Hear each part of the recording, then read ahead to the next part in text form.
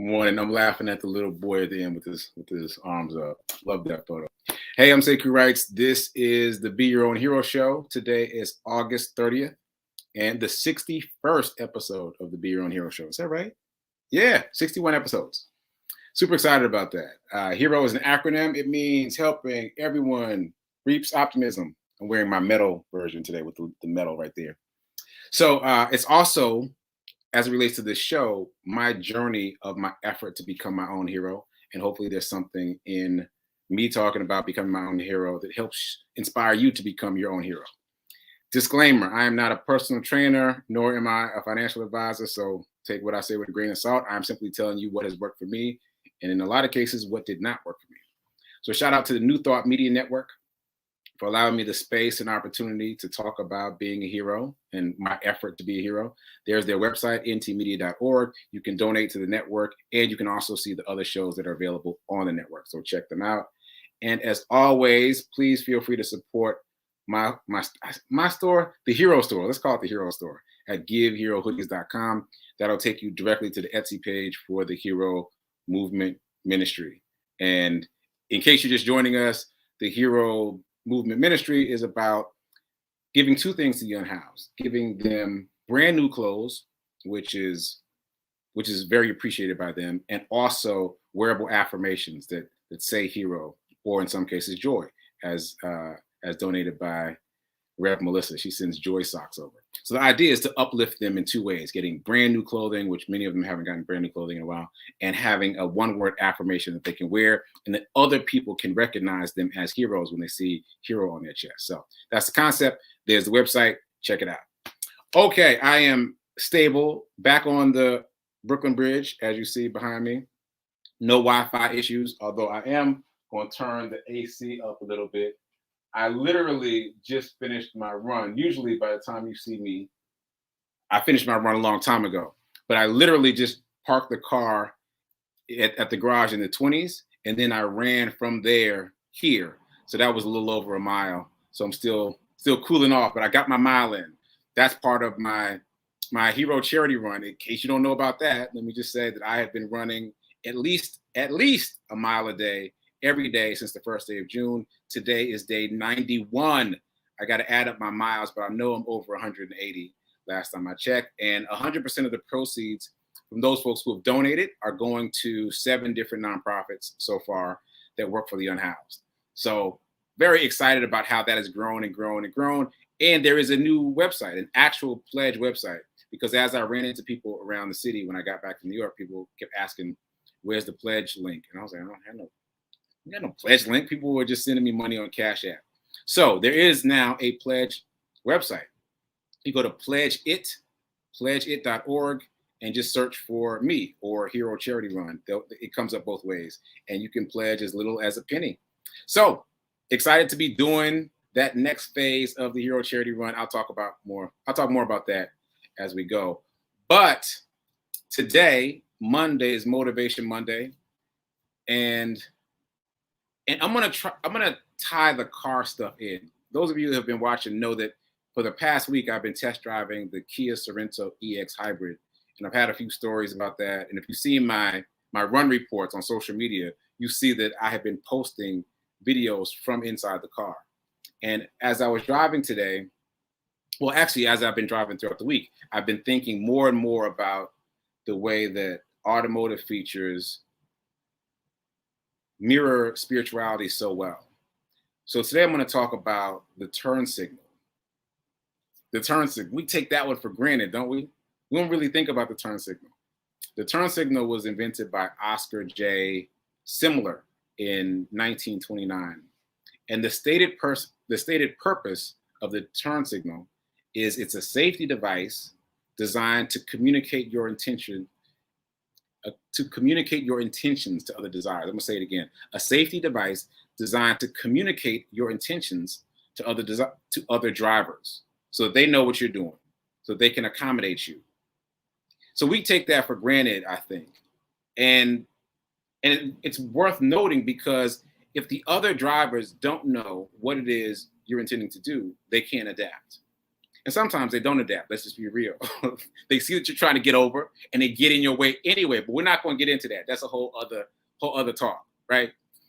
But when they're doing the right thing and you're doing the right thing, you put your turn signal on to let them know, to communicate your intention to move over into that lane, to get off of that exit, to make that turn. And they accommodate. And that creates safety because they know what you're doing. It's very interesting, though, that the purpose of the turn signal has changed, because up until about now, that has been the only purpose, to communicate your intentions to other drivers, what you intend to do. But in this car, the car I've been test driving, and most of the new cars, they have something called lane departure assist. The phrasing will change from car brand to car brand, but it's the same feature. What it does is it keeps you in your lane. It's a safety device designed to keep you in your lane. So when it's activated, it reads the lines on the highway on either side of you and keeps you dead smack in the middle of those two lanes. And if you stray in either direction, it will literally turn the steering wheel back the other way to put you back in the middle of the lane. Now, this is deep because the turn signal now is used to communicate your intentions to other drivers, but also to your car, right? You have to tell your car what it is you want to do. So, for example, I got into an argument with my car, well, this test drive car on the New Jersey Turnpike, because I was like, why you keep steering me back? And the car's like, you didn't say you wanted to move. I'm doing my job. You didn't say you wanted to get out this lane, so I'm keeping you in the lane. And I'm like, well, you see all that that's going on up there? Car's like, so you might like traffic. You might be meditating. I don't know what you're doing, but until you tell me that you want to move over, I'm keeping you in this lane. And that's the same way the subconscious mind works. What? That's the same way the subconscious mind works. The subconscious mind will keep you in its lane, a specific lane, unless and until you tell it you want to move someplace else. Consistently tell it you want to move someplace else. Like, you got to put work into it, but you got to start with turning on the turn signal. So turning on the turn signal means you got to know where you're going and what you want, what your destination is. You got to know all those things, and that sounds simple. It's simple when it's driving. You know that you want to get off at exit 5 and make that left, because that'll be the fastest route to get to the store you're trying to get to. You know your destination, and you know how to get there. But in life, it's much more challenging.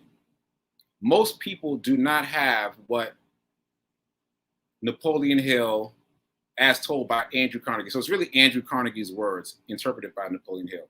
So let's just say Andrew Carnegie. Andrew Carnegie called it a definite chief aim. Most people do not have a definite chief aim. Basically, that's a life purpose, a goal, a specific goal for the overarching arc of your life. What is that? Most people don't have that. That's your destination, or could be your destination if you have one, if you develop a definite chief aim. But if you know your definite chief aim, that helps you navigate out of the lane departure confinement that your subconscious mind is keeping you in. But you can't get out of that lane unless you know where you're going. That is so deep, like it's almost literal, right? So these days, just to recap, these days, when you put your turn signal on, you have to put it on early, because you have to tell the other drivers your intention, communicate your intention to change lanes, but you have to tell your car. These new cars have to be told. They got to know what you're doing. And so I said you have to do it early, because you know how you start the movement first, and then you turn on your turn signal as you do it. It won't work in these new cars, because when you start the movement, it says no. We're staying in the middle of the lane. Oh, see, I'm still sweating from my jog. It'll be all right. So anyway, so it will push you right back into the middle of the lane. So you have to put your turn signal on first while you're steady, and then move. So that means you got to decide what you want, what your definite chief aim is right now while you're in the middle of that lane. Communicate your desire to move to a different lane now, and then move. because you can't just think about it, number one. And you have to know what it is. It's hard to figure out what a definite chief aim is. And if you've been watching both me and Rev Melissa, you know now that during her last meditation with the moon, this thought, this memory bubbled up of me doing an interview in Nashville, Tennessee with this high-powered, I think it was an advertising agency. And the CEO asked me about my life's purpose, which wasn't a standard interview question, so I wasn't prepared for it. And I said that I wanted to uplift and inspire people. And he was like, I don't know how we can help you, but good luck. And so I didn't get that job, but I forgot about that entire experience until just now doing the meditation on the moon. And so it occurs to me now that I have had a life's purpose. I've had a definite chief aim since way back then. I just lost track of it. So you got to know what it is and then intentionally move towards it. So now that I've been reconnected with that life's purpose, I can intentionally connect with that. I can put on my turn signal and say, I'm going to do more of that. And as I put on my turn signal, the people around me recognize that I am doing that, and then they can help me, as you guys have been. Like, that's how it all works. But it starts with, you got to know where you're going. That's where it all starts. You got to know where you're going. Because you got to emphasize for your subconscious mind that it is your intention to leave this lane and go to another lane. It's simple, but it ain't easy. It's simple, but it ain't easy. All right, so that's what I got for Motivation Monday. So as you move through life and you use your turn signal, keep thinking about that. Whether your car has lane departure or not, think about being intentional about what you want. What is your definite chief aim? What is your life's goal? What is your purpose? Define that for yourself and then start to move towards it. So I'm going to do a brief commercial break, and I'm going to come back and talk about some hero stuff. All right, I'll be right back.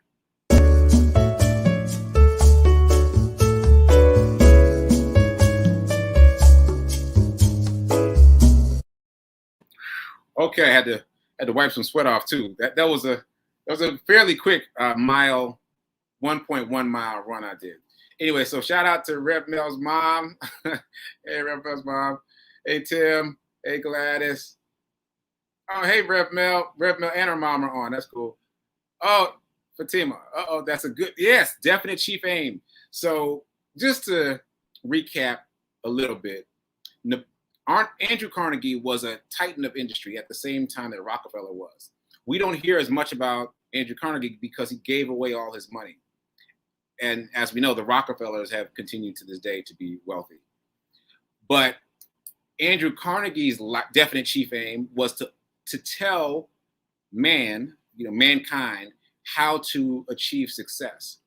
So what he did was he hired a young writer by the name of Napoleon Hill, and he told Napoleon Hill all the wisdom, all his secrets, all the how-to about how to become wealthy, how to become successful, how to have a life worth living.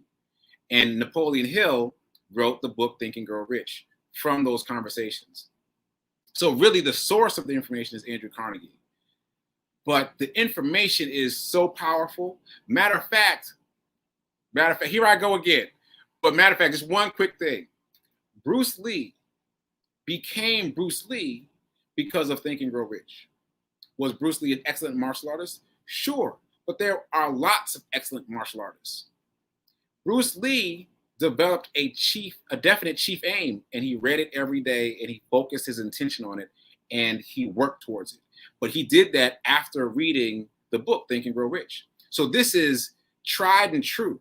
Like, develop your definite chief aim, develop your North Star, and focus on it every day, and you will guide yourself there. Your subconscious will be put on alert that we are changing lanes. We're going over to the fast lane now.